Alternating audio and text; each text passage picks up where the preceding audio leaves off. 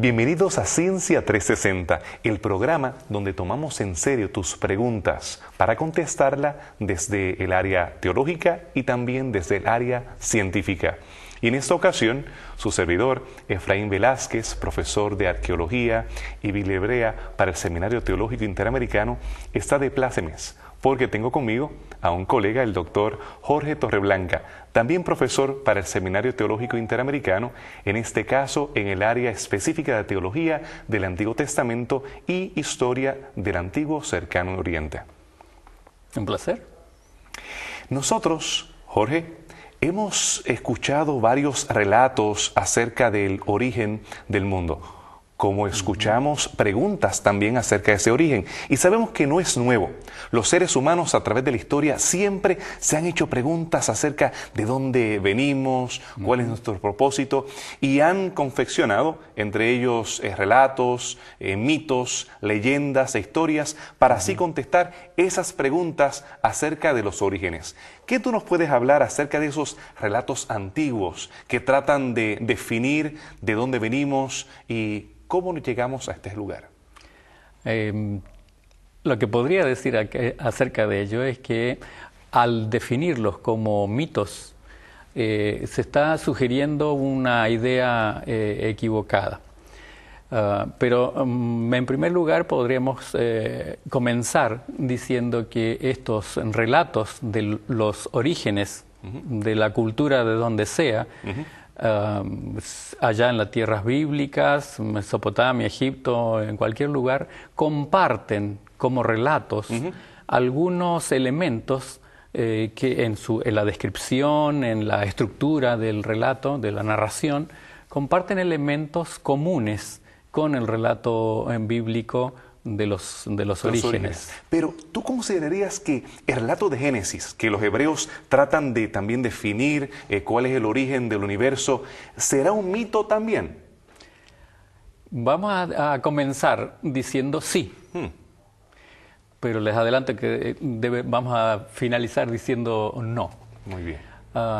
Por esta situación literaria de compartir estructura, podemos decir sí, lo comparten. Y cuando estamos hablando entonces de un mito literario, tenemos que pensar en cuatro elementos básicos que tienen estos relatos.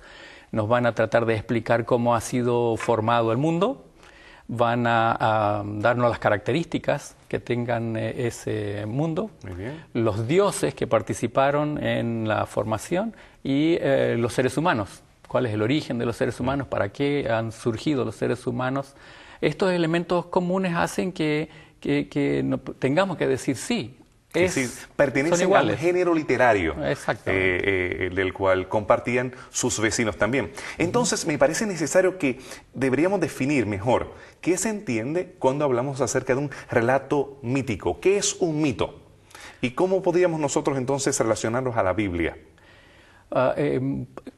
Corregimos un diccionario cualquiera dice que es una invención. Una mentira, un cuento. Un cuento que alguien inventó. Pero no es exactamente eso. La manera técnica de definirlo iría más por el lado de esta estructuración literaria de una narración. Que tiene estos elementos que recién mencionamos, y es verdad que la comparten con el texto bíblico. En ese sentido pudiésemos decir, sin lugar a dudas, que como género literario, como está definido, sí es un mito. El contenido, si uno tiene una cosmovisión entonces bíblica cristiana, pues entonces se la interpretaría como algo veraz y no simplemente como algo que repasémoslo rápido. Los Génesis 1 al 15, 1 al 11 están estos relatos, varios. ¿Qué dice allí? Pues que en el comienzo de todo existía un Dios. Ese Dios crea por medio del poder de su palabra, en el caso del relato bíblico. Y entonces lo primero que crea, en un cierto orden, una semana de 7 días, lo primero que crea son ambientes. Hay como especie de agua original, pues la separa, cielo, tierra, aparecen. Después aparecen los habitantes de esos ambientes, el sol, la luna, las estrellas para la expansión, las aves para el cielo, los animales para la tierra y el ser humano, con una pequeña diferencia. El relato bíblico va a decir que en En el ser humano, la creación del ser humano, no solo Dios dice y se hace, sino que Él pone las manos, es como un artesano, se pone a trabajar en eso. Después sigue el problema que hubo, ¿no? A este hombre se le da una tarea para realizar, desarrollar con creatividad la administración del lugar donde se lo ha puesto, pero quiere liberarse de ciertas reglas y surge lo que se llama, se define como pecado, y entonces al surgir esto también se pone en marcha un plan de parte de Dios para arreglar este problema. En el mismo relato de los orígenes aparecen que esa actitud del ser humano lo lleva a una situación en donde Dios decide como comenzar otra vez. Y entonces aparece el diluvio. Y entonces ese nuevo comienzo después del diluvio, en donde hay una embarcación que todos tienen que subir, tiene ciertas características, ¿no? Y entonces allí se guarda en esa embarcación el reservorio de la vida que había sido creada, y entonces permite un nuevo comienzo después de eso. Hasta por allí llegan el relato bíblico.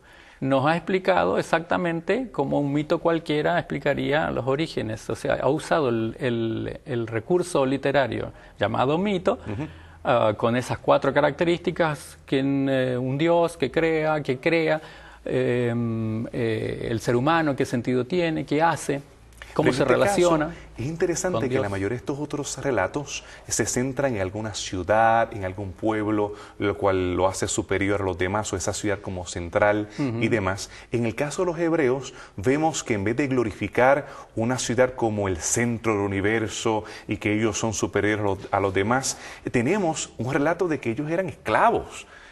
Que ellos no se glorifican sobre los otros pueblos, sino que ellos eran unos esclavos, que Yahvé se revela a ellos, que son sacados de Egipto, y entonces relata los orígenes de todo el mundo y no solamente de ellos como centro del universo. ¿Cómo nosotros podemos cuadrar este concepto hebreo cuando ellos están saliendo de Egipto, en la fecha y en el contexto histórico que usted ha estudiado a profundidad? El contexto indica que este relato, o la manera como nosotros tenemos el relato bíblico en la Biblia, finalmente tiene forma o se escribe en el siglo XV antes de Cristo. Lo escribe Moisés, según el texto mismo lo identifica. Tenemos entonces Moisés en el siglo XV registrando algo, pero algo de antes, mucho tiempo antes. Elena de White ha calculado por lo menos, mínimamente, 25 siglos. Han pasado, sí, y entonces esto se ha ido transmitiendo de boca en boca, y entonces es el momento de registrarlo. Así que cualquier relato de los orígenes tiene un camino previo hasta la cultura más antigua, un camino previo que ha recorrido, y entonces llega el momento de registrarlo, y bueno, ahí está, ahí sobresale. En las Sagradas Escrituras nosotros tenemos los relatos de los orígenes en el comienzo de la Biblia.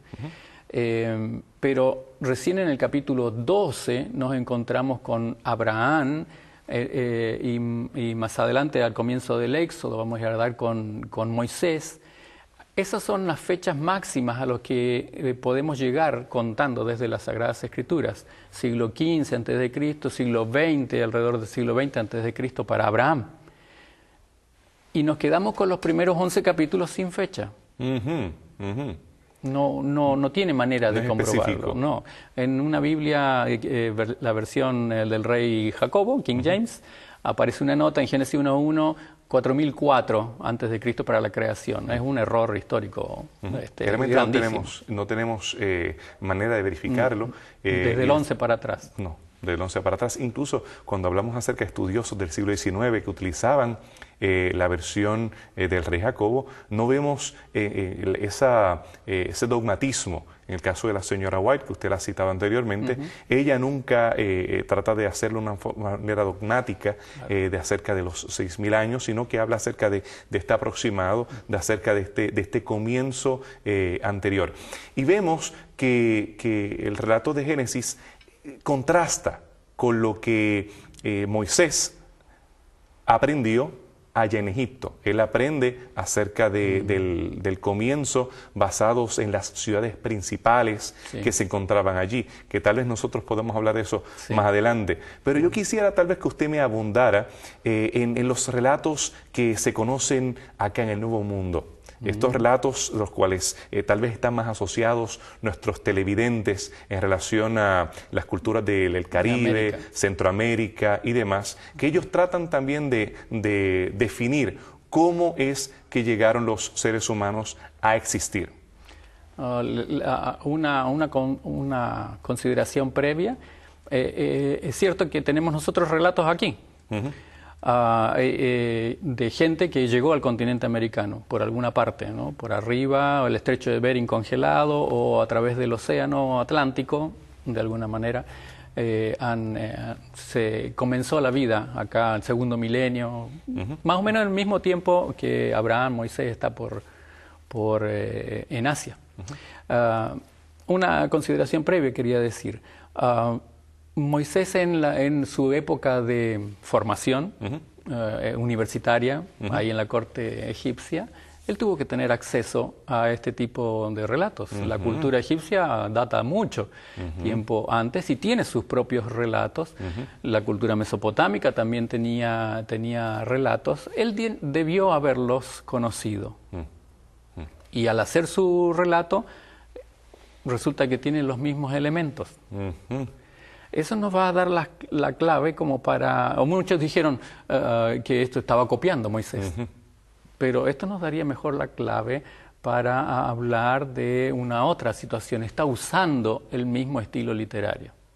Y en el contenido vamos a ver algunas diferencias. Y él contesta las preguntas que la gente se estaba haciendo en ese momento dado.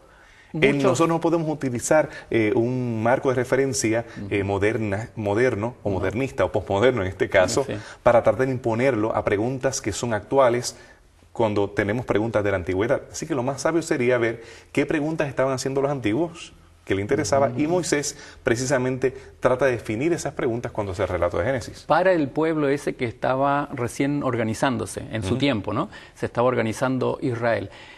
Todos los estudiosos coinciden en la función que cumplen estos relatos.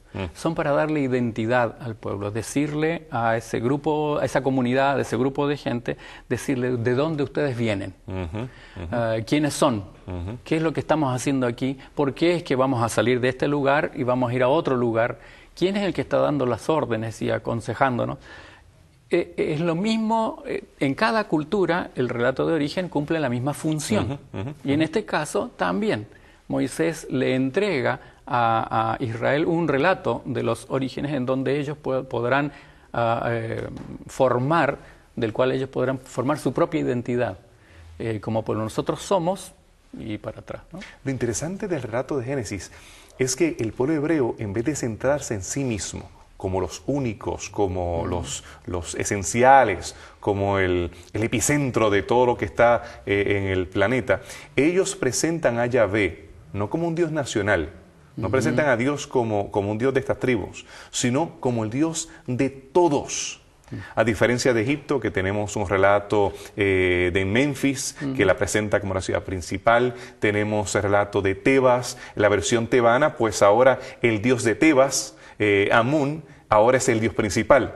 Anteriormente no era el dios principal. Y cuando más adelante vemos en Helópolis, vemos también que entonces esta ciudad se convierte y su dios principal se convierte en el Dios creador, que tal vez algunos televidentes no entienden esa diferencia. En Egipto, cuando ellos comparan a los hebreos con los egipcios, dirían, pues, esta es la nación hebrea y está el concepto egipcio. No, el concepto egipcio no era monolítico. Tenemos estas ciudades-estado que, para empezar, tenemos el Alto Egipto y el Bajo Egipto, que tenían sus propios relatos. Y aparte de eso, tenemos que cada ciudad se presentaba así como la única, como el ombligo del universo, como que ellos eran los principales. Lo mismo vamos a notar en Mesopotamia. En Mesopotamia tenemos también relatos primordiales, estos relatos que ellos se presentan como la ciudad principal, que las ciudades que están a nuestro alrededor son dependientes de nosotros. No así en Génesis. Vemos que Yahvé, que el Dios bíblico, es el creador de todas las naciones. Esa tabla de naciones lo presenta con un origen común, sin tratar de enfatizar como uno superior a otros. No.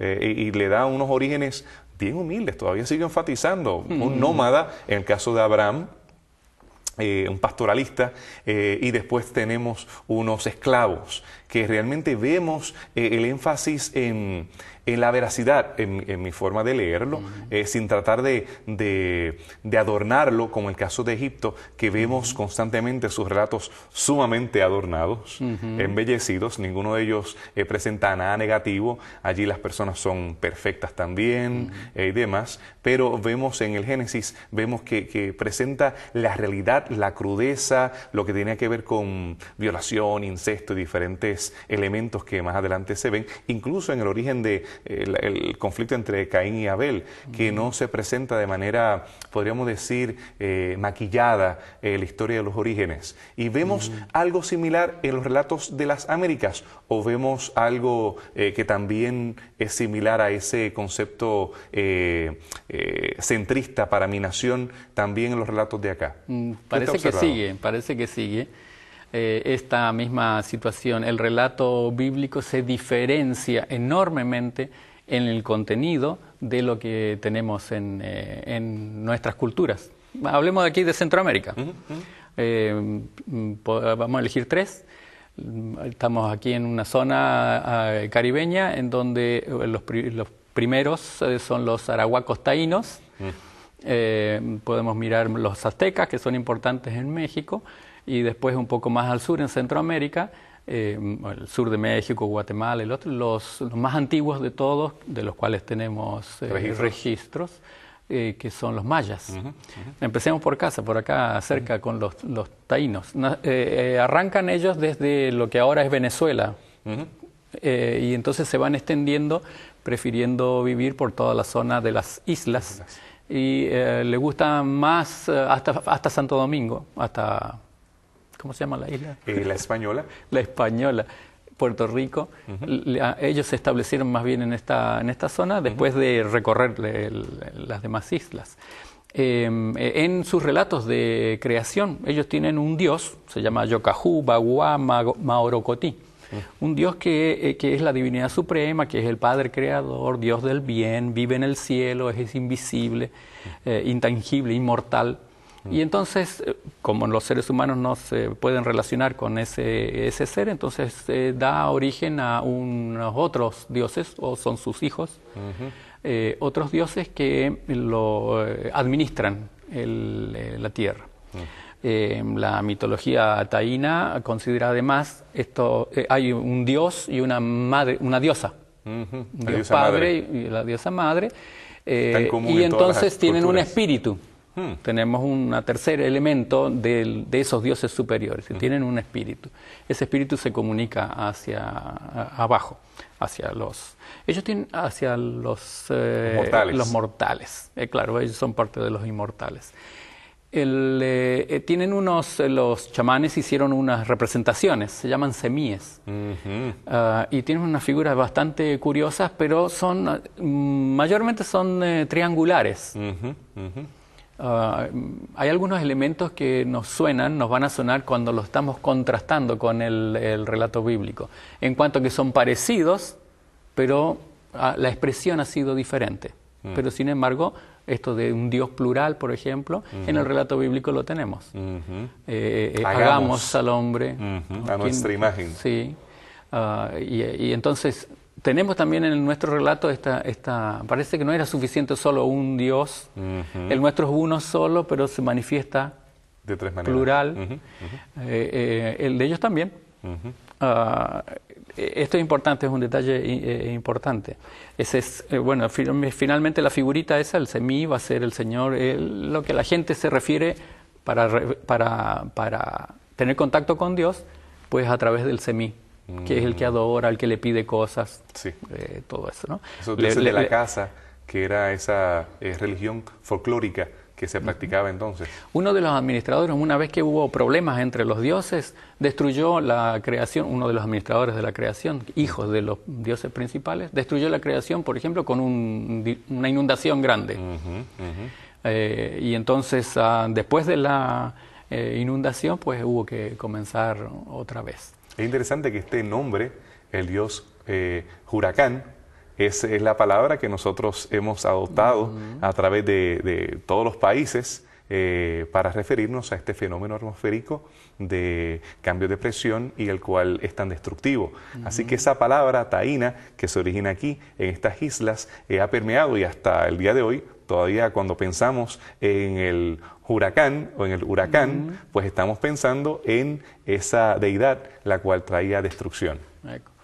Los aztecas en México, ellos desarrollaron bastante la astronomía, inventaron el calendario y una especie de reloj, una rueda grande que tiene cinco lugares principales en toda la explicación. Nos cuentan que ha habido 5 eras, 5 soles, eras de sol. Y las 4, ahora estamos en la quinta, la última, de las que menciona, en la última, que surgió después que otra vez se pelearon los dioses. También hay 2 dioses, o uno que es andrógino, que sirve que es plural en sí mismo. Una aplicación más de un dios uno, pero trino, o ¿plural? Diverso, plural, va a decir no trino solo, plural. Y entonces la última destrucción fue por una inundación también. Y tenemos las figuras en donde se muestra el dios derramando y inundando todo, ¿no? Creaciones del ser humano con tierra y paja, cuando los dioses crean al ser humano. Pero los crean para servirlos a ellos, para alimentar a los dioses, para que hagan el trabajo que los dioses tienen que hacer. En este caso se parecen algunos de los relatos que tenemos allá en el antiguo cercano oriente, que los dioses crean a los seres humanos para trabajar en la tierra y para hacer las funciones que ellos no quieren hacer. Más o menos un reflejo tal vez de la sociedad de aristocrática, cuando salen de la sociedad tribal, cuando ya tú tienes una oligarquía en la cual tienes estos que son servidos y aquellos que van a servir. Así que tal vez vemos algo de ese reflejo social en estos relatos. De esa manera tenemos relatos que se expresan de una manera semejante a los otros, pero diferente del relato bíblico, que tiene la misma forma de relato mítico, pero el contenido está dando otras señales. Un detalle más: para que fuera posible el último sol, el quinto sol, un dios tuvo que morir. Uno de los dioses tuvo que ser sacrificado para que hubiera una siguiente oportunidad para los seres humanos. Un dios tuvo que ser sacrificado. ¿Y qué acerca de los mayas? Eso, mayas. Se discute de los mayas que los textos que nos han llegado, por ejemplo el Popol Vuh, ha tenido influencia cristiana, ha sido medio cristianizado. Pero solo en este relato tenemos esa posibilidad, esa pregunta. Y los demás no. Pero creo que no es útil hacernos esa presuposición, porque en los demás no aparece, y entonces no nos es útil, es difícil de corroborarlo, además. Es cierto que en 1500 y después de que llegaron los primeros españoles, en 1500 un cristiano fue el que copió, no tenemos el original indígena, sino una copia de un cristiano que la terminó. Pero no tenemos para qué pensar que le fue modificando cosas. No sería esa la intención de él mismo cuando la está copiando, porque en realidad... Al contrario, ellos querían distanciarse de las prácticas... Sí, para decir, mire cómo esto es... inferiores. Le quemaron todos los libros a los indígenas, pero algunos reservaron y lo copiaron. Para conservarlo no lo van a estar cambiando. Pero bueno, dejemos eso. ¿Qué dicen el Popol Vuh? Yo, mientras ahora, a ver qué elementos le resultan en común, yo le leo un poquito del relato, porque está bonito. Todo estaba en suspenso, todo en calma, en silencio, todo inmóvil, callado y vacía la extensión del cielo. No había un hombre, ni un animal, pájaros, peces, cangrejos, no había nada. no se manifestaba la faz de la tierra, solo estaba en el mar, en calma, el cielo en toda su extensión. Había inmovilidad y silencio en la oscuridad. Y llegó entonces la palabra, los dioses hablan. 2 dioses, Tepeu, Gucumax, y entonces la palabra. Cuando amanezca debe aparecer el hombre. Y así se hizo. Y insiste una y otra vez en el relato que para cada una de las creaciones, de las cosas de la creación, lo dijeron y se hizo. Igualito que en el relato. El resultado es que estos seres humanos los seres humanos que van a crear, van a respetar mucho al Dios. Al respetarlo, a los dioses no les gusta esa situación, porque saben todo. Y entonces los disminuyen y crean otros dioses. Los mayas tenían este relato de los orígenes, pero uno dice, muy parecido al texto bíblico. ¿Qué nos podrían enseñar todos estos relatos? Pues esa situación de herencia cultural transmitida de boca en boca, en donde hay un suceso original, un evento histórico original que nos da unos elementos. Pero con el tiempo algunos de los detalles se van perdiendo y son reemplazados culturalmente por otros. Realmente me debes otra visita. El tema ha sido fascinante y la forma en que hemos podido comparar el relato bíblico con estas otras culturas.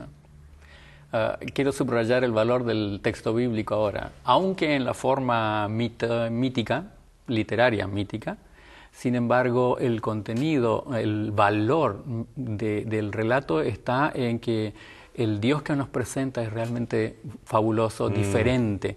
Al ser humano, nosotros mismos hemos sido creados con otro valor. Otro propósito. Otro propósito. Es realmente impresionante la diferencia que hay entre un relato y el otro. Esas preguntas entonces no son nuevas. Las hemos visto, las hemos escuchado a través de siglos, a través de milenios. Las respuestas que tenemos en la Biblia sí son diferentes, son particulares. Nos hablan acerca de destrucción, pero también nos hablan acerca de redención. Nos hablan acerca de un propósito especial. Nos hablan acerca del interés de la deidad en cada uno de nosotros. Muchas gracias.